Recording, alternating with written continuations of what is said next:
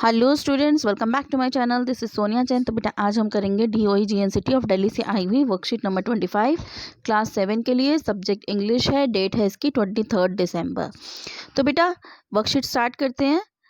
Look at the following pictures carefully and read out the words give against them. अब यह देखिए कुछ pictures दी हुई हैं आपको और उनके सामने ये वर्ड्स दिए हुए हैं, ठीक है, उनको देखना है। तो चलिए देखते हैं। अब देखिए यहाँ बच्चे जो हैं, आप ध्यान से देखेंगे तो बड़े खुश नज़र आ रहे हैं। तो खुश को क्या कहते हैं हम? हैप्पी। और हैप्पी का ही अगर हमें कहना है तो ग्लैड भी कह सकते हैं। तो हैप्पी एंड ग्लैड कुछ भी कह सकते हैं। तो इन वर्ड्स को हम कहते हैं बेटा, जिनका मीनिंग सेम होता है उन्हें कहते हैं हम सिनोनिम्स। क्या कहते हैं? सिनोनिम्स, ठीक है। उन वर्ड्स का जिनका मीनिंग सेम होता है उन्हें हम कहते हैं सिनोनिम।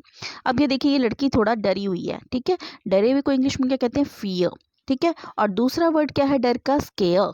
ओके, तो फियर एंड स्केयर दोनों का मतलब क्या होता है? डरा हुआ होना। यहाँ एक लड़का मोटा सा है, मोटे को क्या कहते हैं? फैट, ठीक है। और ओबेस, ओबेस का मतलब भी मोटापा ही होता है। तो ठीक है, तो ये भी फैट एंड ओबेस दोनों का मतलब क्या हुआ? मोटापा। यहाँ एक लड़का बैठा है बड़ा सैड सा, मतलब बड़ा उदास सा, ठीक है, तो सैड। और दूसरा वर्ड इसे हम क्या कह सकते हैं? ग्लूमी। ओके, तो इन वर्ड्स का जिनके मीनिंग सेम होते हैं उन्हें हमने क्या कहा है? सिनोनिम। आगे देखते हैं। बी है, in the following set of words pick out the two which have the same or almost same meaning.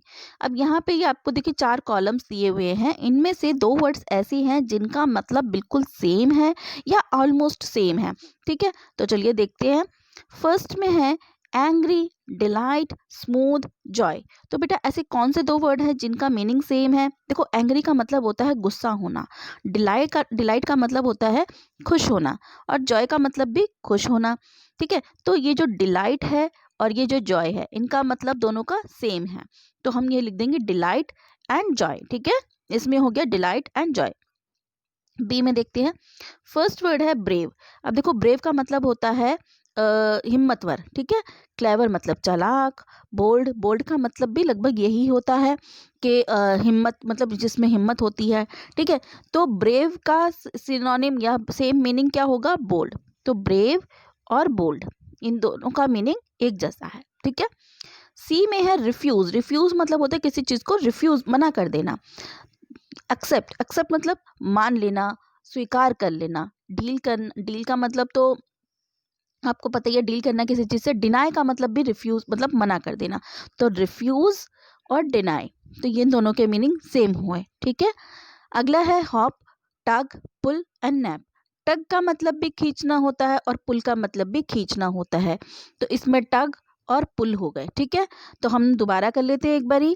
First वाले में, ए वाले में कौन कौन से 2 हैं? डिलाइट और जॉय। सेकंड वाले में बोल्ड और ब्रेव।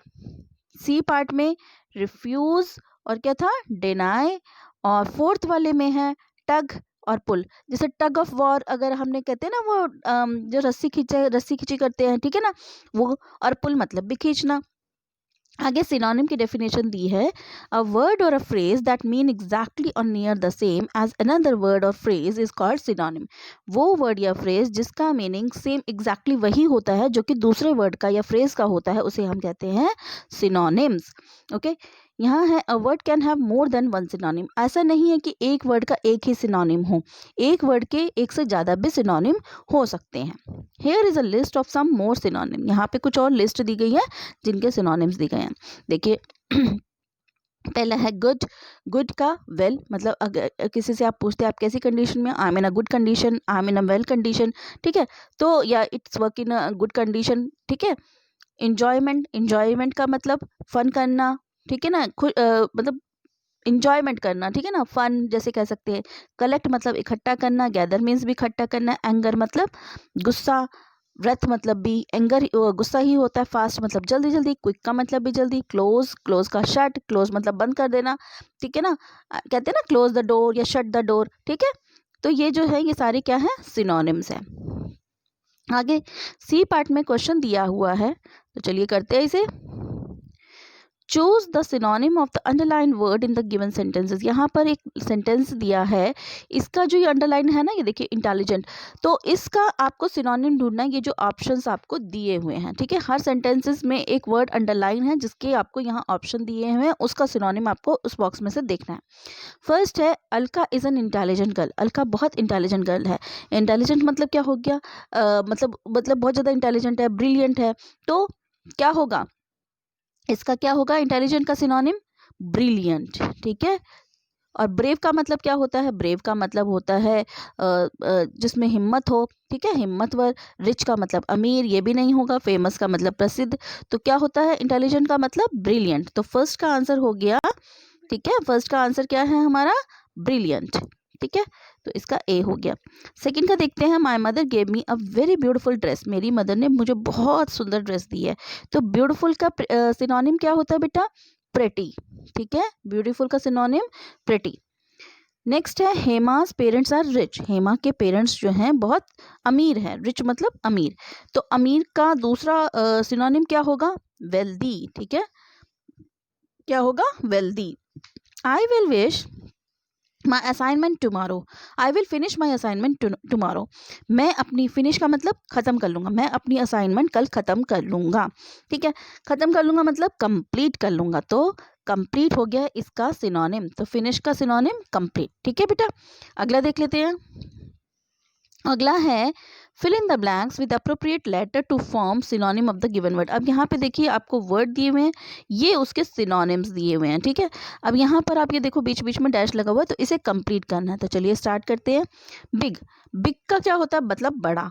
तो बिग का सिनोनिम क्या होगा बेटा, यहाँ ह्यूज। ह्यूज की स्पेलिंग क्या होती है, HUGE, ह्यूज। तो यहाँ पे यू मिसिंग है, आप यहाँ पे यू लिख दीजिएगा, ठीक है। मैं इसे थोड़ा सा बड़ा कर देती हूँ, ये देखिए। तो यहाँ लिखेंगे आप ह्यूज, HU, ठीक है। वैकेंट, वैकेंट मतलब खाली होना, ठीक है। और वैकेंट का और सिनोनिम क्या होता है, एम्प्टी, ठीक है, एम्प्टी, PTY। तो यहाँ पर जो है यहाँ आ जाएगा टी, ठीक है। फिर है इल, इल मतलब बीमार। बीमार का कहते हैं ना, सिक लीव लिखनी है, तो क्या आएगा यहाँ पे, सिक, SICK। तो ठीक है, तो ये है इधर, यहाँ यू आएगा, यहाँ टी आएगा और यहाँ एस आएगा। अब आगे देख लेते हैं इधर। अब यहाँ है क्विक, क्विक मतलब जल्दी। रैपिड, क्विक का सिनोनिम क्या होगा, रैपिड, आई लगा देंगे, ठीक है, RAPID, ठीक है, आई लग जाएगा। फूल, फूल का मतलब क्या होता है, नालायक या, ठीक है ना, बेवकूफ। तो इसका क्या होता है, इडियट। तो यहाँ पे आई है लिखा और डी मिसिंग है, तो यहाँ हो जाएगी स्पेलिंग IDIOT। डी मिसिंग है तो यहाँ पे आपको डी लिखना है, ठीक है।